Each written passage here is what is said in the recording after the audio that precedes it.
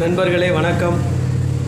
தமிழர் உழவன் YouTube channel மூலமாக உங்கள் அனைவரையும் வணங்கி மகிழ்கிறேன்.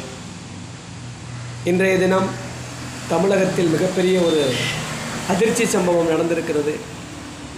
கள்ளக்குறிச்சியில் விஷச்சாராயம் அருந்தி கிட்டத்தட்ட 40 நபர்கள் இறந்திருக்கிறார்கள். 100க்கும் மேற்பட்ட நபர்கள் மருத்துவமனையிலே தீவிர சிகிச்சை பிரிவில் இருக்கிறார்கள். இதற்காக பல்வேறு அரசியல் கட்சி தலைவர்கள் எல்லாம் சென்று ஆறுதல் தெரிவித்திருக்கிறார்கள். முதலமைச்சர் இறந்தவர்களுக்கு நிவாரண உதவி தொகை உத்தரவிட்டிருக்கிறார். சிகிச்சையில் இருப்பவர்களுக்கும் உதவித்தொகை உத்தரவிட்டிருக்கிறார். அனைவருமே சென்று பார்த்து கொண்டிருக்கிறார்கள். ஆனால் இந்த செய்தி என்பது இன்றும் நாளையும் நாளிதழ்களிலும் தொலைக்காட்சிகளிலும் வந்துவிட்டு நாளை மறுநாள் 10ஓடு 11ஆக மறைந்துவிடும். ஆனால் இதில் சிந்திக்க வேண்டிய ஒரு மிகப்பெரிய ஒரு செய்தி இருக்கிறது. எதிர்கால சமுதாயத்தை கட்டமைக்கக்கூடிய சமுதாயங்கள் இன்றைக்கு போதைப் பொருளிலே சிக்கி தவித்துக் கொண்டிருக்கிறார்கள். இதற்கான மிகப்பெரிய ஒரு விழிப்புணர்வை நோக்கி நாம் பயணிக்க வேண்டிய கட்டாயத்தில் இருக்கிறோம். தமிழகத்தில் பல்வேறு துறைகள் இருக்கின்றன விழிப்புணர்வுக்காக. குறிப்பாக மதுவிலக்கு ஆயத்தீர்வை என்ற ஒரு துறையே இருக்கிறது.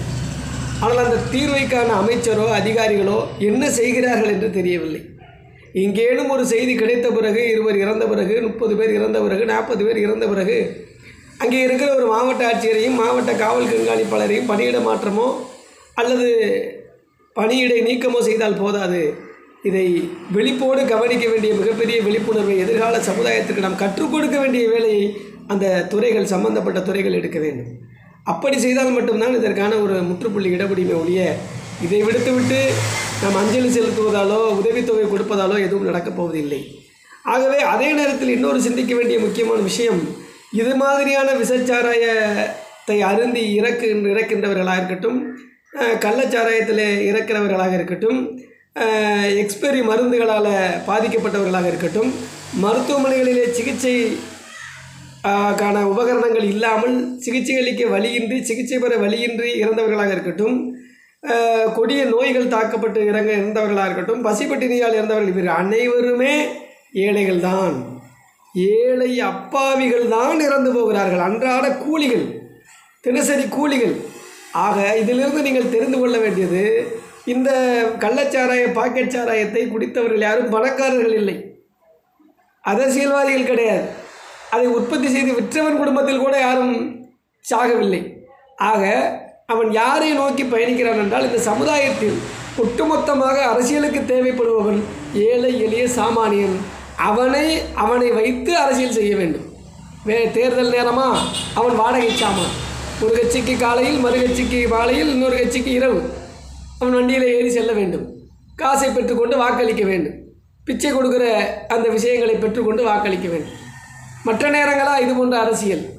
ஆக எதுவாக இருந்தட்டும், மண்ணல்னா ஓரத்தில் இருக்க குடிசைகளுக்கு பாதிப்படைகிறான். தண்ணி கொடுக்குறதையா அங்கே கடலோரத்துலையும் ஆற்றோரத்துலையும் இருக்கக்கூடிய ஏழைகள் பாதிக்கப்படுறான். இந்த மாதிரி சாராயமாக, மற்ற ரகமான சாராயமாக ஏழைகள் குடிச்சிட்டு சாகுறான். அதே மாதிரி எக்ஸ்பைரி மருந்தா ஏழைகள் சாப்பிட்டுட்டு சாகுறான். குடிசை இல்லை, குடிசையில் வாழ்கிறான், புயலில் அவன் தான் சாகுறான். ஸோ ஒட்டுமொத்தமாக ஏழைகள் என்றைக்குமே ஏழைகளாக இருந்தால் மட்டும்தான் அரசியலிலே கோலோச்ச முடியும் என்று எல்லோரும் எத்தனித்து திட்டமிட்ட ஒரு நாடகமாக இது இருக்கிறது என்று அச்சம் தோன்றுகிறது. ஆகவே இந்த கள்ளக்குறிச்சி சம்பவம் தொடரக்கூடாது. கள்ளக்குறிச்சியினுடைய சம்பவம் எதிர்கால தலைமுறைகளுக்கு மிகப்பெரிய ஒரு எடுத்துக்காட்டாக அமைந்து பள்ளி கல்லூரிகளில் மிக மிக மிக மிக முக்கியமான விழிப்புணர்வை ஆசிரியர்கள் பாடம் நடத்துவதை கூட இரண்டாவதாக பற்றி வைத்துக் கொள்ளலாம். சமுதாயத்தை காக்க வேண்டிய பொறுப்பை ஆசிரியர்கள், பெற்றோர்கள், காவல்துறையினர், வருவாய்த்துறையினர், ஆயத்தீர்வை அதற்கான துறைகள் தனக்கு என்ன சம்பளம், எதற்காக சம்பளம், இந்த வேலைக்குத்தான் சம்பளங்கிறத தெரிந்து கலெக்டர் ஆஃபீஸில் போய் ஒவ்வொரு அதிகாரி உட்காரக்கூடாது. தினசரி ஒவ்வொரு ஊர்லேயும் போய் விழிப்புணர்வு செய்யும். ஆயத்தீர்வை துறையில் இருக்கிற எல்லா அதிகாரி டாப் டு பாட்டம் ஒவ்வொரு ஊருக்கு போ.